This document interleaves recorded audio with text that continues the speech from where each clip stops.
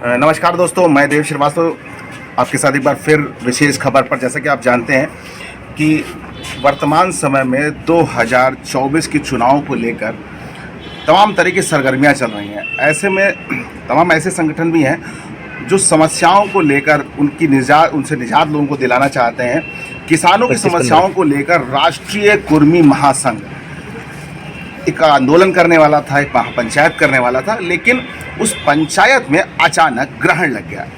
ऐसा क्या हुआ, उस विषय पर हम आज बात करेंगे।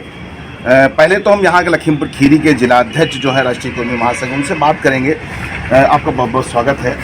अध्यक्ष जी, क्या कारण रहा कि इसे जो महासभा को पोस्टपोन कर दिया गया? सबसे पहले तो प्रतियोगी परीक्षा आयोजित की गई है इसी दिन।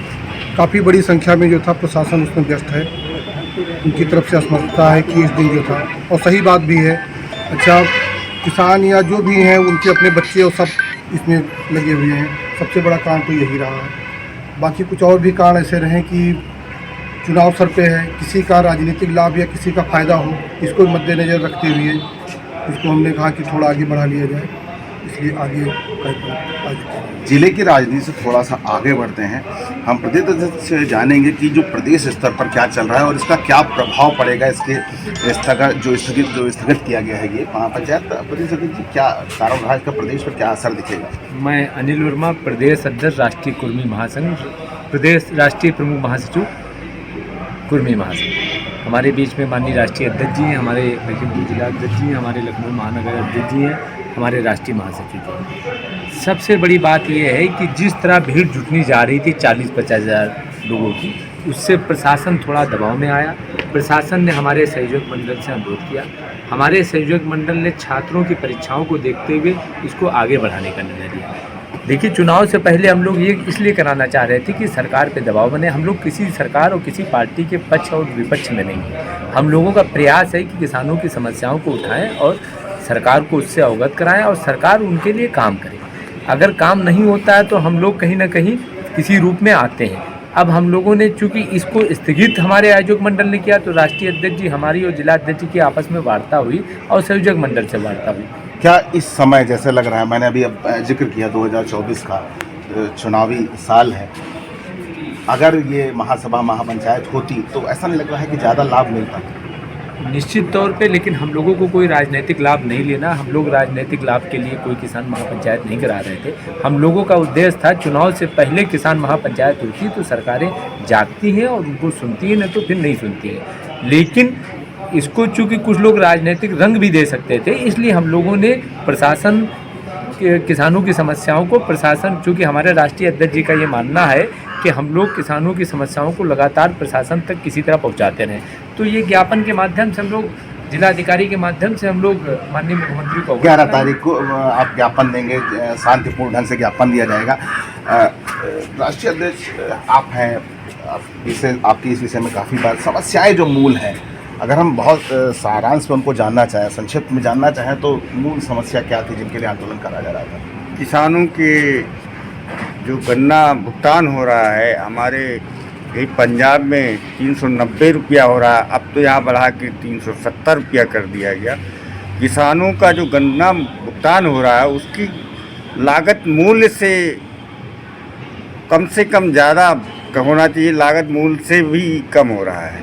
दूसरा, जो किसानों की फसल को जानवरों द्वारा बर्बाद किया जा रहा है, अगर कोई किसान खेती करके और उसको एक डेढ़ महीना सिंचाई करके तैयार करता है और जानवर चल जाते हैं, तो उसके किसान की जो लागत आई है और उसकी मजदूरी का सरकार द्वारा भुगतान किया जाना चाहिए। दूसरा, किसान का जो गन्ना भुगतान है 14 दिन के अंदर होना चाहिए, वो भुगतान बहुत लेट हो जाता है। तो भुगतान लेट होने पे उसको, किसान को अगर लेट मिल रहा है तो उसका ब्याज मिलना चाहिए, उसको उसका लाभ मिलना चाहिए। आप से बस एक और सवाल हम ये रहेंगे, क्या जो महासभा थी पंचायत थी, अगर आपके ज्ञापन के बाद कार्रवाई नहीं होती तो आगे आने वाले समय में आप इसे करेंगे, एकजुट दोबारा करेंगे सभी किसानों को? कुर्मी महासंघ के द्वारा जो किसान महापंचायत होनी थी, उसी को, चूँकि किसानों की समस्याओं को लेके हम महापंचायत करना चाह रहे थे, उन्हीं की समस्याओं को लेके हम 11 फरवरी को माननीय डीएम साहब को ज्ञापन देंगे और माननीय मुख्यमंत्री जी को ज्ञापन सौंपा जाएगा डीएम महोदया के द्वारा, और उसमें किसानों की समस्याओं को अवगत कराया जाएगा। अगर उनकी समस्याओं को हल हो जाता है तो ठीक है, नहीं तो उसके आगे आंदोलन बढ़ेगा। और हम लोग देख रहे हैं चुनाव बाद फिर किसान महापंचायत करेंगे। राष्ट्रीय अध्यक्ष ने बताया कि आगे अभी अगर समस्याएं नहीं सुनेंगी तो आगे निश्चित तौर पर आंदोलन को ये देखने को मिलेगा। हम मंडल प्रभारी जी से एक सवाल कर लेते हैं, क्योंकि आप मंडल के हैं। तो नंबर 1 तो आपसे ये जानना चाहते हैं कि आपके मंडल में किसानों की प्रमुख समस्याएं क्या हैं, और इस आंदोलन के लिए जो जगह निर्धारित थी वो कौन सी? मैं जय सिंह, लखनऊ महानगर अध्यक्ष। वास्तविकता ये किसानों के साथ समस्याएं ही समस्याएं हैं।